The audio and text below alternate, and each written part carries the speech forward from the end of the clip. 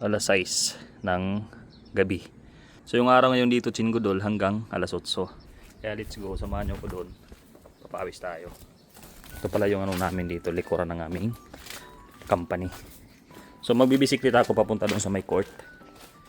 Kasi may kalayuan lang din doon, nasa mga 10 minuto. So yun, ito pala yung company namin. Yan, company namin yan. Punggo ng aming company. Then yun, storage room namin yan. Diyan banda. So dito papasok tayo, kukunin ko yung aking bisikleta. Ito na yung ating munting bisikleta. Yan ngayong araw, sasama ko kayo. So dito pala tayo. Let's go! Tara tayo, punta tayo dun sa may court. Yung court kasi dito, galing dito, Chingodol, 5 minuto lang naman kasi malapit lang. Doon lang sa may school. Then, palagi naman ako naglalaro doon last month. 3 linggo hindi ako nakapaglaro doon. Pero ngayon, pupunta tayo doon para magpapawis. Samahan nyo ako. Tara. Sasakyan ni boss yan. Dito niya pinaparking. Papagamit ata to sa akin. Hindi ko nadala yung isa kong camera holder na nilalagay dito. So dito lang muna itong video. Din mamaya i-update ko kayo pag andun na tayo. Kasi mahirap mahirap magmaniho ng bisikleta kapag isang kamay lang. So for the safety na rin, Chingodol. See you. Dito tayo tatawid kasi doon yung basketball court, doon pa banda. Hintay muna tayo ng 10 minuto, Chingodol. Vlogger. Nandito na tayo sa school, Chingodol. Tahimik dito talaga. Ako lang mag-isa, walang tao. So ito yung court nila. Sarap magpapawis. Yung bisikleta natin. Yun. Ganito lang naman yung dito. Isa sa libangan ko kapag, lalo na ngayon, summer. Yung mag-basketball talaga sa labas. Yan. Ito yung pagmanati.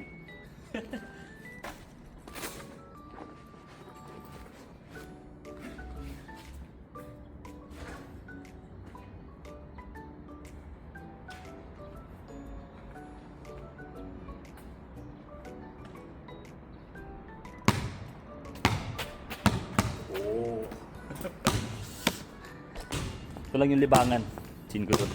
Doon sa mga nagbabalak mag-Korea, balang araw maka-experience din kayo nito. Pero dito kasi malapit sa akin may court. So ayos lang, maglaro dito talaga, walang problema.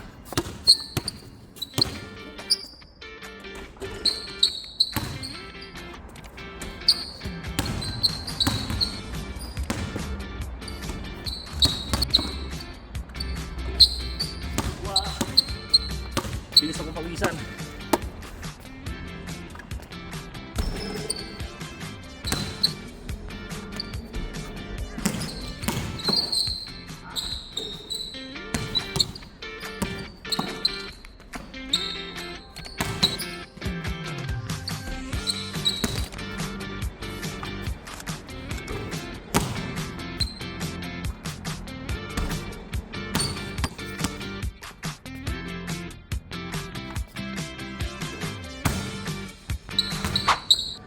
So yun, grabe, sakto na sa akin yun.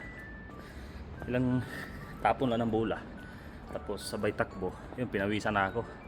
Pwede na ako umuwi sa bahay. Doon sa mga, ilan lang sa mga school dito sa Korea. May mga paaralan din dito na merong court, pero hindi hindi simento. Tapos meron ding school dito na wala ring court. So, kung magtanong kayo kung pwede ba maglaro sa mga ganito, pwede naman. Kasi pabalik-balik na ako dito. Hindi naman ako sinisita nung guard na nagbabantay dito. Ayos lang naman sa kanila. Walang problema. So, yung address pala nito, dito lang sa Nidok Middle School. Makikita nyo yan ng mga building yan. Yan sila, ng mga building. Ito yung sample na paaralan dito sa Korea. High school. Din yan, building din yan, hanggang dyan. Dati napapanood ko lang yan sa mga K-drama Pero ngayon nakita ko na sa personal. So totoo pala yung pinalabas sa K-drama. Kaso nga lang doon sa pinalabas sa K-drama minsan cinematic. Kasi editing na Dito, ito talaga yung actual na kulay at saka disenyo ng mga school dito sa Korea. Matagal-tagal din ako nawala sa vlogging dahil sa yung reason napanghinaan tayo ng loob na mag-vlog. Pero ngayon, dahil kayo naghihintay naman sa akin, syempre tutuloy natin, di ba? At saka salamat pala sa inyong suporta. Thank you po ng marami. Sobrang tahimik dito. Papapansin nyo, araw ngayon na Miyerkules, di ba? May pasok sana, pero sa 2 buwan ko na pabalik-balik dito, naglaro ng basketball. Tag-1, 2 o 3 lang yung mga estudyante nakikita ko. Iwan ko bakit. Sa atin yung mga ganito, di ba? Daming tao. Nakano lang kasi nakakamiss lang. Tingnan nyo naman ang tahimik dito. Din yun, peaceful talaga, at saka malinis. Din marami ding CCTV dito talaga. Kaya siguro pinapayagan yung mga outsider na pumunta dito, pumasok. O di kaya maglaro ng basketball dito kasi maraming CCTV. Then hindi ka rin basta-basta dito pagpasaway, di ba? Kasi napakahigpit talaga ng South Korea. Dito naman merong park. Yan, may park diyan. Then diyan labasan gate. Then yan field para maglaro ng, kung gusto mo maglaro ng soccer, baseball. So dito madalas kung nakikita naglalaro is yung mga Sri Lankan. Yung nilalaro naman nila is mga yung parang baseball, Chingodol, alam nyo ba yun? Diba napakalawak dito, kaso nga lang balas nga lang siya. Then yun, may mga upuanan dito, tubig. Pwede ka naman maglaro talaga dito, walang problema kasi meron namang CCTV.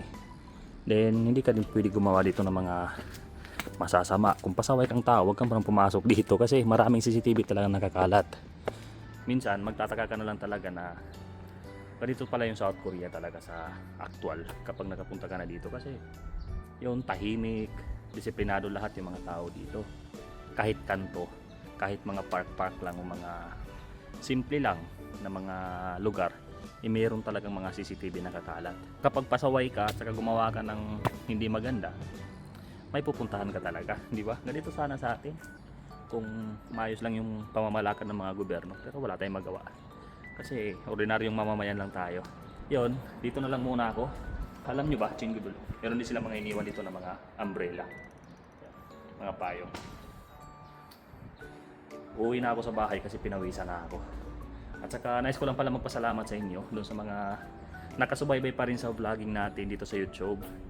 Then pwede nyo naman ako i-follow doon sa page, Facebook page natin, kasi doon ako madalas talaga nag-upload ng mga videos, Chingodol, dito sa YouTube. Pero ngayon pipilitin ko na madalas na mag-upload dito kasi may inspiration na tayo. Sana all. So yun lang, at saka yun, shoutout po sa inyo ng marami. Shoutout po sa inyong lahat, sa aking mga solid na followers. Doon sa mga nagbabalak din mag South Korea, patuloy lang sa pagsisikap, mag-aral, magdasal. Then sipagan mo syempre, kasi kapag will ni God, darating talaga yon. Kaya fighting. At saka kita-kits dito sa South Korea soon. Bye bye.